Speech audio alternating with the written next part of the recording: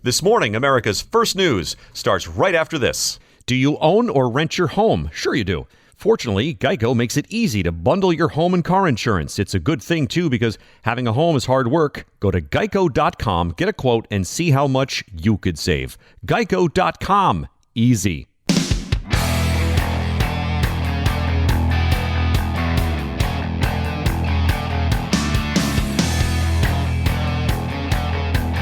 From Compass Media Networks, this is America's First News. This morning, with your host, Gordon Deal. Ida smashes into Louisiana. Good morning, I'm Gordon Deal, along with Rasa Kay, who's in for Jennifer Kashenka on this Monday, August 30th. Glad you're with us. Here's what we have for you this hour. Hurricane Ida has made landfall as a Category 4 storm. Torrential rain and 150-mile-an-hour winds wiped out power to more than 1 million customers. The entire city of New Orleans is without power. Outages extend to Mississippi as well. Some could be without electricity for weeks. Rockets launched at the airport in Kabul earlier today targeted American troops. Meanwhile, a U.S. drone strike took out a suspected suicide bomber. And breakthrough COVID cases. Usually they're mild, but not always. From the beginning, when these vaccines were tested, let's say they were 95% effective at their very best. So from the beginning, we always anticipated that there would be some breakthrough infections. And it is possible that we're seeing more of those as the more transmissible Delta variant is becoming dominant in the U.S. Emma Goldberg at the New York Times on breakthrough COVID cases. Hurricane Ida with 150-mile-an-hour winds barreled into Louisiana yesterday afternoon, hurling torrential downpours and delivering a pounding surf. Much of the shoreline was submerged under several feet of water. The Category 4 storm knocked out power to the entire New Orleans metropolitan area. 1 million customers in total were in the dark. Mayor LaToya Cantrell. The plant that provides power to Entergy New Orleans was compromised. This plant is not located in Orleans Parish. However, we rely on this plant to ensure that we have power throughout the city. A tower that transmits electricity collapsed into the Mississippi River. Ida came ashore near Port Fourchon, Louisiana, a hub of the offshore energy industry. Nearly all offshore Gulf oil production was suspended. Reuters says a loss of generator power at the Thibodaux Regional Health System Hospital forced medical workers to manually assist respirator patients with breathing while they were moved to another floor. Landfall, by the way, came 16 years to the day after Hurricane Katrina devastated that region. In the final hours before a U.S. deadline to leave Afghanistan, anti-missile defenses intercepted as many as 5 rockets earlier today that were fired at Kabul's airport. The number of U.S. troops at the airport had fallen to below 4,000 over the weekend, with efforts to depart becoming more urgent. Afghan media reports said today's rocket attack was mounted from the back of a vehicle. Yesterday, a U.S. drone strike killed a suicide car bomber who Pentagon officials said was preparing to attack the airport where U.S. troops are helping people waiting for evacuation flights. Secretary of State Antony Blinken was on ABC's This Week. The ISIS targets that were taken out involved 2 individuals who were significant planners and facilitators for ISIS-K. For all the efforts made by Western powers to evacuate as many people as possible, at least one report says tens of thousands of desperate Afghans face being left behind.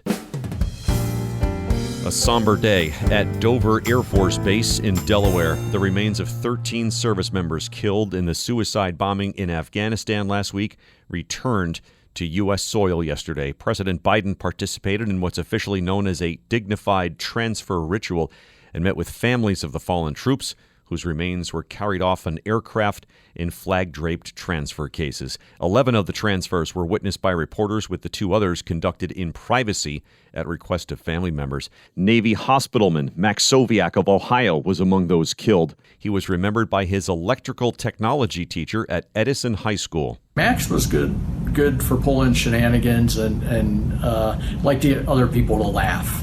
And that's what I would want people to know about him. 11 Marines, 1 Army soldier, and a Navy corpsman died in a suicide bombing outside Kabul's airport 4 days ago. Troops in military fatigues wearing white gloves carried the transfer cases to vans. The most common age among them was 20. Start fall with everything to do business better during Dell Technologies Labor Day event. Save up to 45% on select business PCs with Windows 10 Pro. Power your workday with savings on Dell servers, monitors, docks, and other accessories, plus free shipping on everything. Do more with modern devices and Windows 10 Pro. Call 877-ASK-DELL for a Dell Technologies advisor who can help you find the right tech. That's 877-ASK-DELL for business specials during Dell's Labor Day event. Thanks for being with us. As we've told you, there's a wave of Americans falling sick with COVID, even though they are fully immunized in what are known as breakthrough infections. Public health experts continue to believe that breakthrough infections are relatively uncommon and rarely result in severe illness or hospitalizations. But as the more transmissible Delta variant becomes dominant, rising numbers of breakthrough cases are being reported, although most are mild. Examples from Emma Goldberg, reporter at the New York Times. Emma, what do we know? So we have been hearing more and more about breakthrough infections in the news. And what's important to say right up front is that public health experts do continue to believe that these are relatively uncommon, and even more important, that they rarely result in severe illness or hospitalization. And what's important to remember is from the beginning, when these vaccines were tested, let's say they were 95% effective. At their very best. So from the beginning, we always anticipated that there would be some breakthrough infections. And it is possible that we're seeing more of those as the more transmissible Delta variant is becoming dominant in the U.S. And as part of that, too, the efficacy, I guess, of the vaccines initially is starting to wear off, making us potentially more susceptible? Right, and we are hearing from the administration that people are likely going to be getting booster shots if they got the Pfizer and Moderna vaccines in the coming months. Yeah. You spoke with a couple of families who have gone through this and experienced the breakthroughs. You opened, for example, your story with, I think it was a mother-daughter combination from Anchorage, Alaska, right? They traveled to Houston for an event. Explain what happened.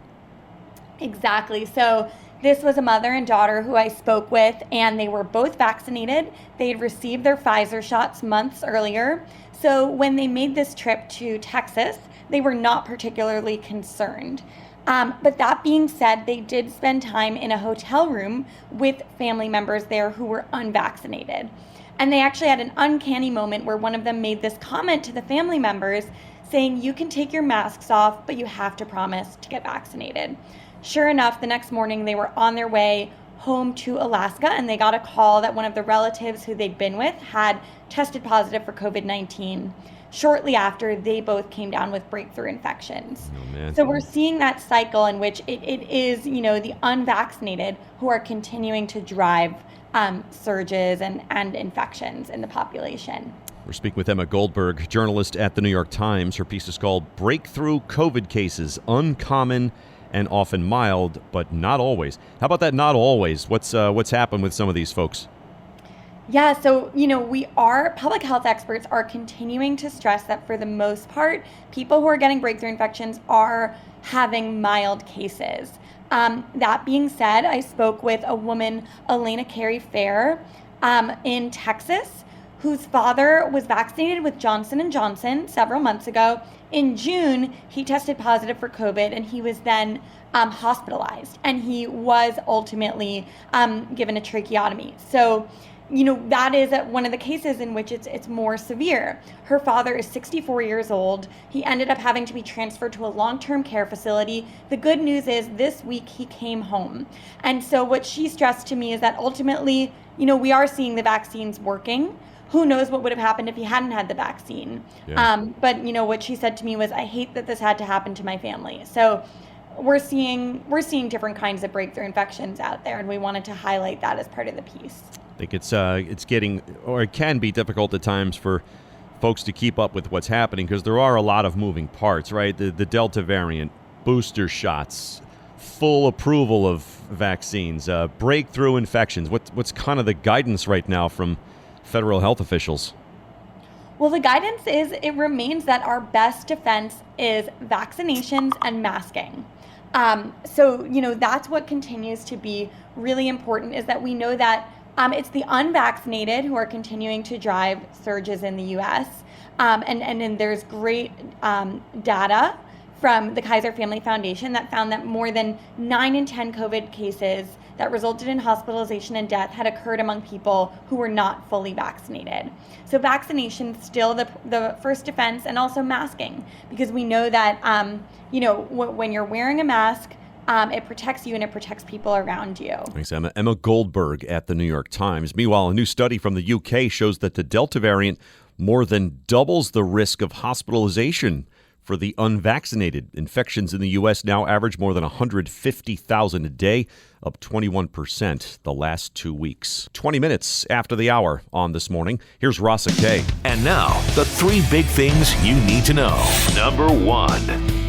Ida is pummeling southern Louisiana at hurricane strength on a slow, punishing northward slog. A man killed by a falling tree in Ascension Parish, northwest of New Orleans, is the storm's first official fatality, but daybreak will reveal what early reports suggest will be tremendous damage. New Orleans Police Chief Sean Ferguson warns cops will be deployed to prevent looting during the storm. Without power, that creates opportunity for some, and we will not tolerate that.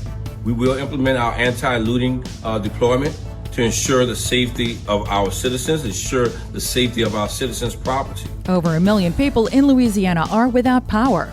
Number 2. The U.S. presses on with its Afghanistan evacuation ahead of President Biden's Tuesday forced withdrawal deadline. National Security Advisor Jake Sullivan on Fox News Sunday promised the job will get done, even if it's past that cutoff. They are not going to be stuck in Afghanistan. We are going to ensure that we have a mechanism to get them out of the country should they choose in the future to come home. The Taliban have made commitments to us in that regard. We intend to hold them to those commitments, and we have leverage to hold them to those commitments. Number 2. The U.S. carried out another drone strike, killing what it says were ISIS-K suicide bombers Sunday in a vehicle loaded with explosives. At Dover Air Force Base, President Biden met the returning remains of service members who died in a suicide bomber attack while assisting in the evacuation. A 4-year-old with no underlying health issues has become the youngest person in California's Riverside County to die of COVID-19. Pediatric COVID hospital admissions nationwide are up more than 500% in the last 8 weeks. Palestinian President Mahmoud Abbas has met with Israeli Defense Minister Benny Gantz in the West Bank city of Ramallah. According to a statement from Gantz's office, he told Abbas Israel would take measures to strengthen the Palestinian economy, and the two agreed to continue talks. The actor who played the gruff but lovable newsman Lou Grant on TV has died. If you don't start shaping up, I'm going to have to fire you. Do you mean that? No. Ed Asner originated the role on the sitcom Mary Tyler Moore Show and continued it in a self-titled dramatic spin-off, as well as making his mark as a character actor in countless series and films. Ed Asner was 91. All right, thank you, Rasa. Innovation, resilience, agility. It's how Michigan businesses work together and continue to build the future. Our expertise, talented workforce, and collaborative environment are making a difference now and shaping the future. Join us and make your mark where it matters. Visit michiganbusiness.org/radio to put your plans in motion. That's michiganbusiness.org/radio. This portion of the program is brought to you by the Michigan Economic Development Corporation. The businesses of the future are being built today, and Michigan is where they start. Learn more by searching Michigan Pure Opportunity. The new school year has many families grappling with how busy they want their calendars to be. As classes, sports, and activities resume, the prospect of returning to a jammed schedule makes many parents and children crave the slower pace they kept when so many extracurricular activities were canceled during the pandemic. How to strike the balance from Ellen Byron, reporter at the Wall Street Journal. Ellen, explain. It's a tricky balance every start of the new school year, but this year it really is tricky because a lot of activities that weren't on offer a year ago are starting up now. And so families have to decide for themselves whether to take the plunge and go back to a more pre-pandemic schedule or take another route and try to keep going with the slower pace that a lot of families enjoyed. Yeah. Well, it did take, I think, some stay-at-home lockdown situations for families to realize, boy, we're nuts with the schedule we keep. And dinners together are pretty nice, right? I think that one family you profiled from Indiana had that. Yes, I mean, they realized how much unstructured time did for them as individuals and a family. They enjoyed spending time together. They enjoyed the projects that they dreamed up together, and they really liked knowing that when this pandemic life throws curveballs, they're now able to handle them because they are not overcommitted in their scheduling. All right, so you heard from a number of families about how they strike that balance. What do they say? They have a lot of good tips, and I also spoke with some parenting consultants and some medical professionals. And there is some agreement on step one needs to be a family meeting. It's important, families told me, as well as Catherine Winch of the Mom Complex. That's a consulting firm that really studies moms specifically. It's important to sit down as a family and have each member say what their main priority is. What activity do they most want to do? And then even if you have to guess, fill in a calendar about what that one activity will look like. And then once each person has picked their priority, then the family really has some guide as far as what their life is going to look like this fall. That way, when the other smaller activities or birthday parties pop up, the family as a whole can look at whether or not those lesser priorities fit around the big ones. Yeah. We're speaking with Ellen Byron, reporter at the Wall Street Journal. Her story is called Steps for Keeping Back-to-School Schedules the Right Amount of Busy. What else turned up? Well, another important reminder is that you know your child best.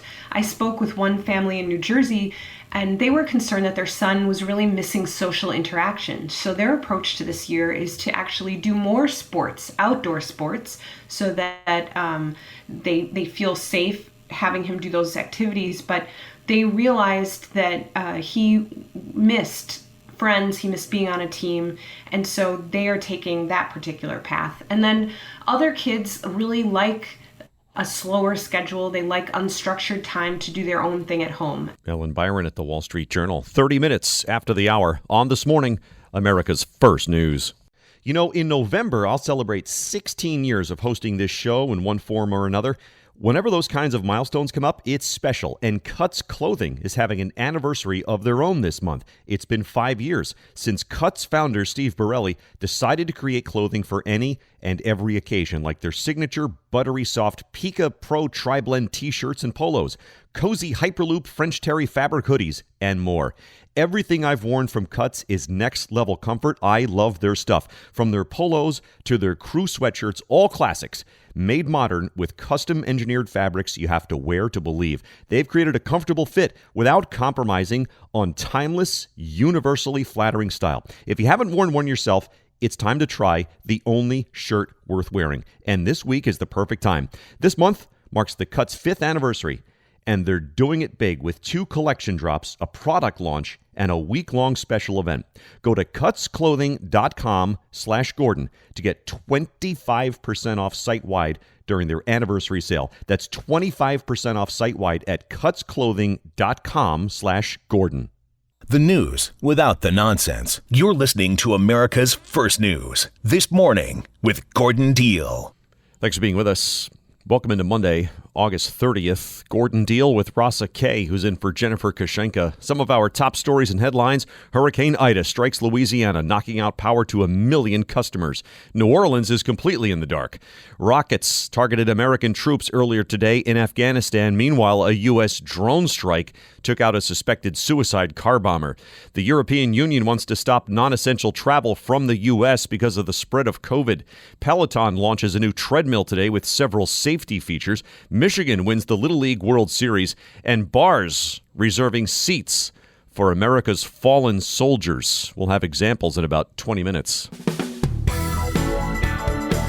Democrats are bracing for intra-party fights over crafting a multi-trillion-dollar package to advance President Biden's agenda. You may recall that the House has adopted a $3.5 trillion spending plan that paves the way for lawmakers to pass the forthcoming legislation without any Republican votes. But the approval came after Speaker Nancy Pelosi was pressured into striking a deal with a group of moderate Democrats. Naomi Jagoda, tax and budget reporter at The Hill, says Democrats are now expecting further challenges in getting consensus in their caucus as they draft and attempt to advance the spending bill. And that's not the only spending on their plate. Naomi set this up. Lawmakers are in store for a very busy month in September. The House recently passed a budget resolution, and that allows Congress, the Democrats, to turn their attention to a multi-trillion-dollar bill that will include spending on a lot of their priorities, including things like childcare, education, healthcare, steps to address climate change. And they're hoping to pay for some or all of this bill through tax increases on the wealthy and corporations. And under special rules, they can pass this bill without Republican votes. Yeah. But they're still going to need to get almost every Democrat in Congress to support this. So it'll be a challenge. Right. Are they likely to get all $3.5 trillion? That's one of the big questions. Two prominent moderate Senate Democrats, Joe Manchin and Kyrsten Sinema, they have both raised concerns about the 3.5 trillion figure, and the two of them are pretty influential when it comes to negotiations like this.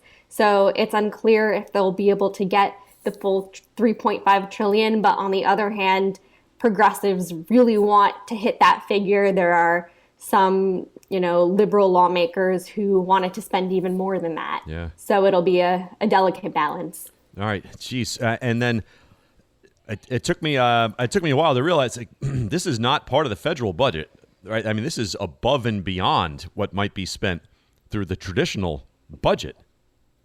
This would be new spending, yes. Yeah. It's incredible. And then where are we on the $1 trillion infrastructure bill? Nancy Pelosi, the Speaker of the House, committed to trying to pass that bill by September 27th. That was something that came out as part of a deal with a group of moderate Democrats in the House. But progressives say we need a vote on the big Democratic-only spending bill before we'll vote for the bipartisan infrastructure bill. So it remains to be seen whether by the end of September the infrastructure bill actually passes the House.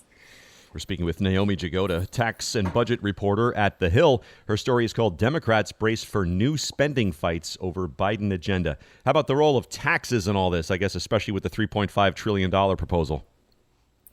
Yeah, Nancy Pelosi, many other Democrats would like to fully pay for all of that spending, but actually getting consensus to raise the taxes necessary to offset that amount of spending is going to be tricky. President Biden has proposed a series of ways to increase taxes on the wealthy, on corporations. Some of those proposals have already, some Democrats have already raised some concerns about some of those proposals, particularly on capital gains. So, there will have to be some negotiating and discussions about how exactly to pay for the bill and how much revenue they can actually raise to, pay for the spending. Yeah. Are there any Republicans in the House that are on board with the $3.5 trillion or no? No. Okay. This is something that I would not expect any Republicans to support. Right. And then explain the importance of the timing here, because lawmakers don't want this to stretch into 2022, right? That's a midterm election year. Yeah, I think particularly given kind of the increase in coronavirus cases lately with the Delta variant, lawmakers want to provide as much economic assistance to people as quickly as possible. So there's definitely a desire to act sooner rather than later.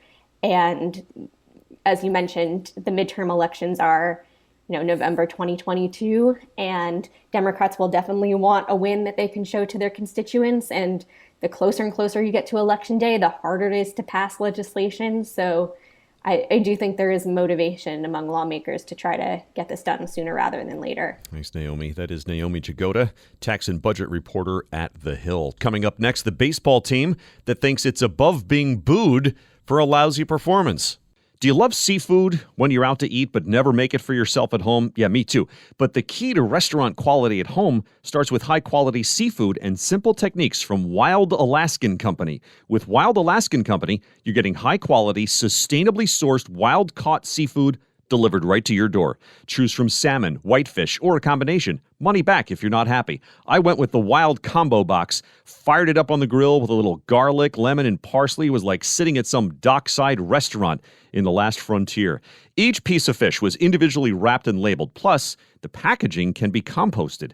Wild Alaskan Company seafood is always wild, never farmed or modified, and contains no antibiotics. It's how nature intended it. And right now, you can get $15 off your first box of premium seafood when you visit wildalaskancompany.com/Gordon. That's wildalaskancompany.com/Gordon for $15 off your first box. wildalaskancompany.com/Gordon.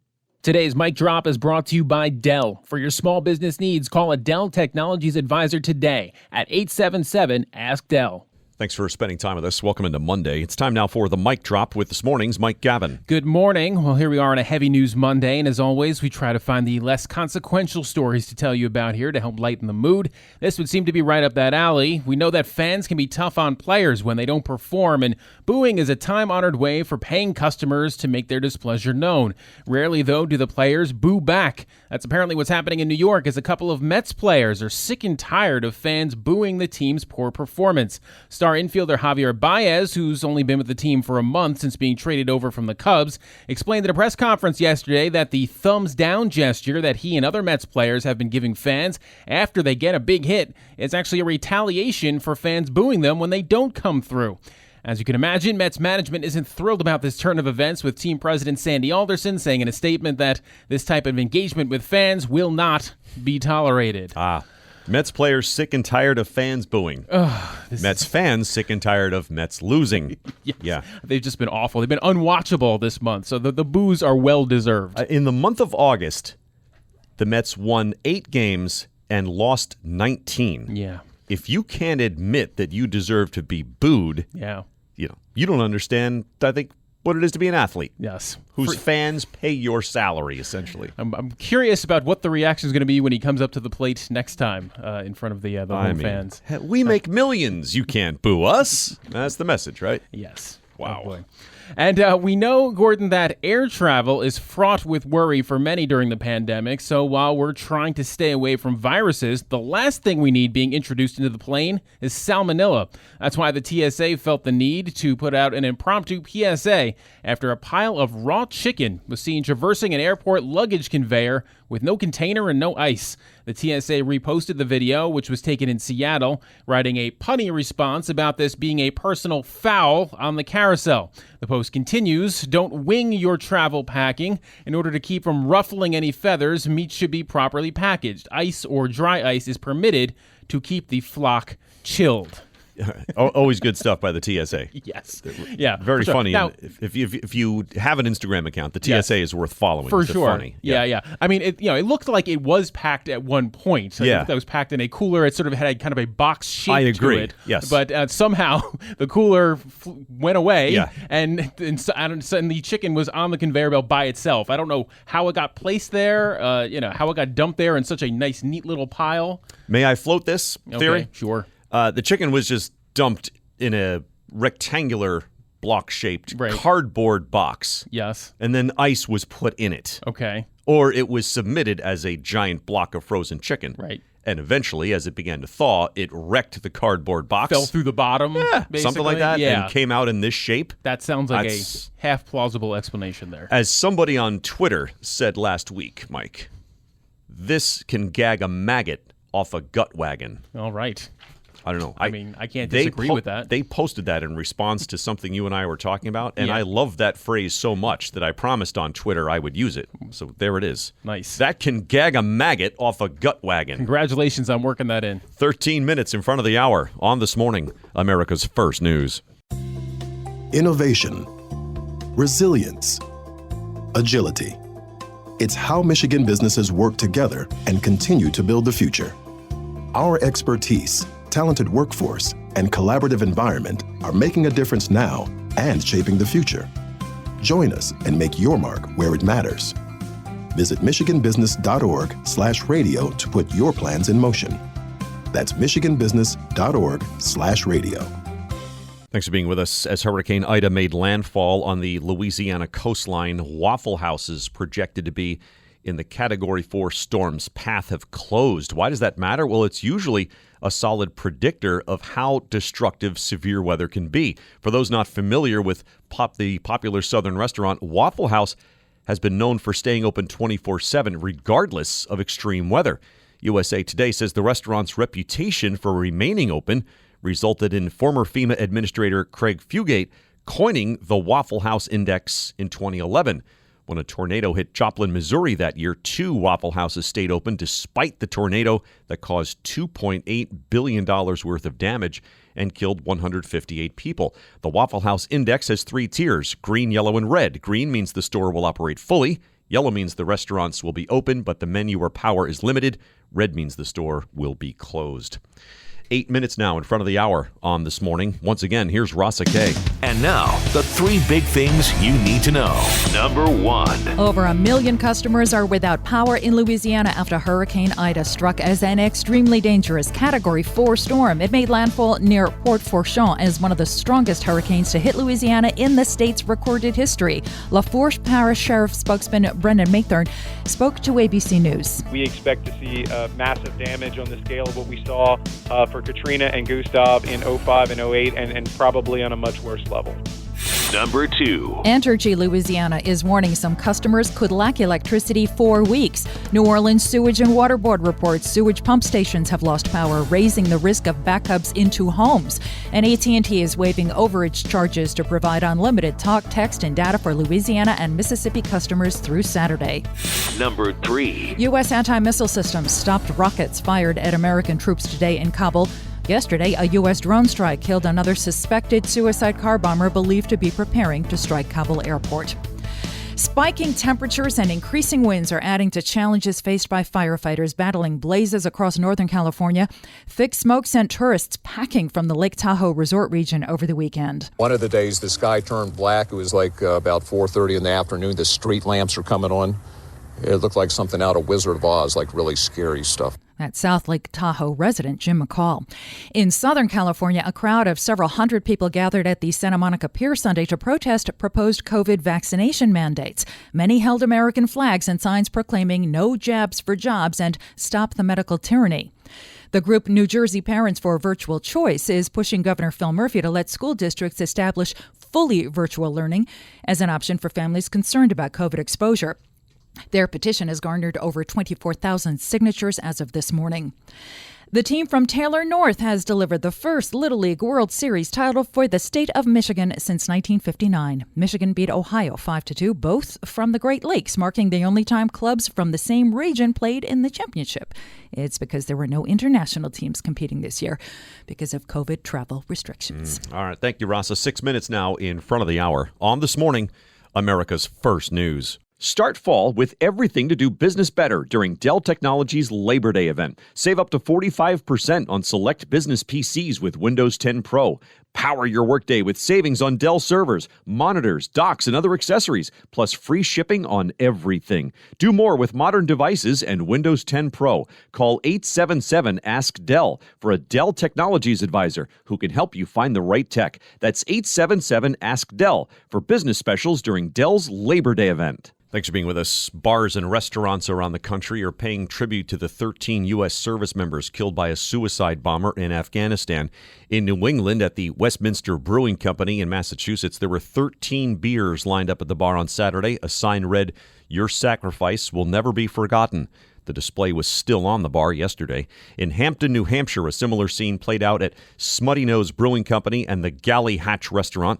Also at Rick's Food and Spirits in Kingston, New Hampshire, and at Fairgrounds Pizza and Pub in Cornish, Maine.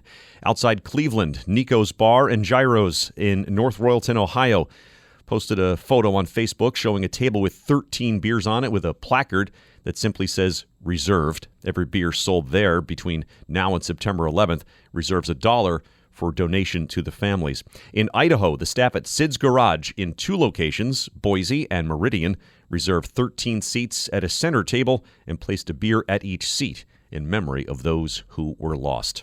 That'll do it for this hour. For Rasa K, I'm Gordon Deal. Thanks for listening to This Morning, America's First News.